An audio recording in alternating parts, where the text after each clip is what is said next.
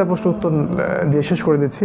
সেটা হচ্ছে অনেক ভাই বলেছিলেন যে গ্লোবাল জিহাদে যারা আছেন, স্পেশালি একটা দলের নাম উল্লেখ করে বলেছিলেন যে তালেবানদের ব্যাপারে আপনার কি মত। আমি শুরু থেকে বলেছি তারা ফ্রিডম ফাইটার, তারা মুজাহিদ। যখন এই সেকুলার মিডিয়াগুলাও এদেরকে জঙ্গি বলেছিল, সন্ত্রাসী বলেছিল, আমরা কিন্তু শুরু থেকে বলে আসছিলাম যে তারাই সেই হকপন্থী দল যারা ইনশাআল্লাহ তাআলা শেষ পর্যন্ত হকের উপর প্রতিষ্ঠিত থাকবেন ইনশাআল্লাহ। সেখান থেকেই তারা জেরুজালেমের পথে যাত্রা করবেন ইনশাআল্লাহ তাআলা। আমরা এটা আমাদের বুঝেছি, এটা আমাদের বুঝ, আমরা মনে করছি এই বুঝটা সঠিক, এই জন্য আমরা প্রচার করছি।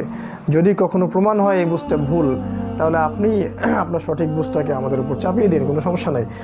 কিন্তু আমরা মনে করছি যে তালেবানের ভাই যারা আছেন তারা এই উম্মার সিংহপুরুষ, তারা এই উম্মার খাঁটি মুজাহিদ, তারা জঙ্গি নন, তারা সন্ত্রাসী নন, তারা সন্ত্রাসী নন। এবং হ্যাঁ, ভুল ত্রুটি সবার মাঝে থাকতেই পারে, তাদের মাঝেও আছে, বাট আপনি ওভারঅল বিষয়টাকে তো মানে ডিসকারেজ করতে পারেন না। এখন সেকুলার মিডিয়াগুলো পর্যন্ত এসে বলেছে যে তারা ফ্রিডম ফাইটার ইত্যাদি, তারা সেই জায়নের সভ্যতার বিরুদ্ধে লড়াই করেই গেছে 20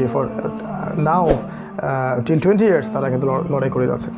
তো আমরা তাদের সম্পর্কে পজিটিভ ধারণা রাখি, এবং আমরা যা ধারণা রাখি সেটা উন্মোচিত করলাম জাতির সামনে। আমরা কোনো পাহাড়ের গর্তে ঢুকে থাকা কোনো মুজাহিদ নই।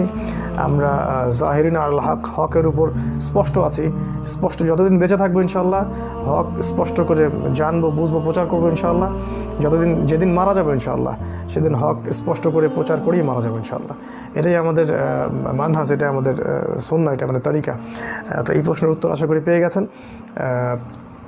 তাদের জন্য দোয়া করবো ইনশাআল্লাহ, আল্লাহ পাক তাদেরকে শক্তিশালী করুন, কবুল করুন ইনশাআল্লাহ। আগামী দিনগুলোতে যখন ইমামুল মেহেদী আগমন ঘটবে, মালহামা হবে, ঈসা ইবনে মারিয়াম নামবেন, দাজ্জালকে হত্যা করা হবে, এবং এই যে সভ্যতা আবারও সেই ইসলামী খেলাফার দিকে এগিয়ে যাচ্ছে ইনশাআল্লাহ, এই সময়টুকুতে আমরা ইনশাআল্লাহ আযজা ওয়া জাল আমরা আমাদের হকপন্থী ভাইদেরকে সাহায্য করব, সহযোগিতা করব, এবং তাদের জন্য দোয়া করব, তাদের পাশে থাকব। এবং যারা ইউনাইটেডলি গ্লোবালি আল্লাহর পথের এই দাওয়াত এবং জিহাদ এবং দিন প্রতিষ্ঠার সংগ্রামে লিপ্ত আছেন, প্রত্যেকের খায়ের এবং কল্যাণের জন্য আল্লাহর কাছে আমরা দোয়া করব, তাদের পাশে থাকবো, তাদেরকে সাপোর্ট করবো ইনশাআল্লাহ। এটাই আমার পার্সোনাল ভিউজ, পার্সোনাল অবজারভেশন এবং আমার অবস্থান, যেটা আমি অল্প সময়ের মধ্যে স্পষ্ট করার চেষ্টা করলাম। এছাড়া আরও অনেক প্রশ্ন থাকতে পারে আপনাদের, এটা আমাকে ইনবক্সে জানালে আমি ইনশাআল্লাহ অ্যান্সার করতে পারবো।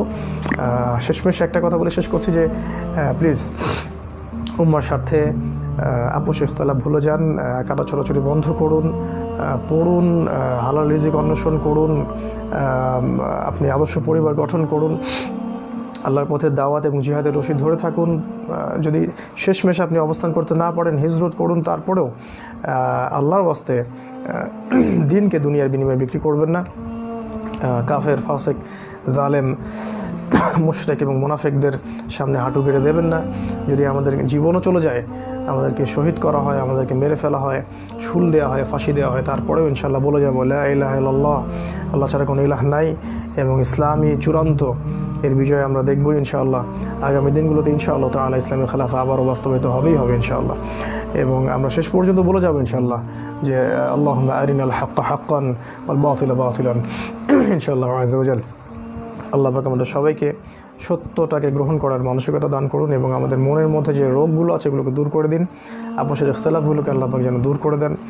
আল্লাহ পাক আমাদের সবাইকে আরও বেশি জ্ঞান অর্জন করে, আরও বেশি সমৃদ্ধ হয়ে উলামায়ে কেরামের সোহবতে থেকে তাদের সাথে পরামর্শভিত্তিকভাবে জামা গঠন করে ইউনাইটেড মুসলিম উম্মাহ ক্রিয়েট করে আমাদেরকে দিনের পথে দাওয়াত, জিহাদ এবং দিন প্রতিষ্ঠার সংগ্রামে লিপ্ত রাখুন। আল্লাহুম্মা আমিন।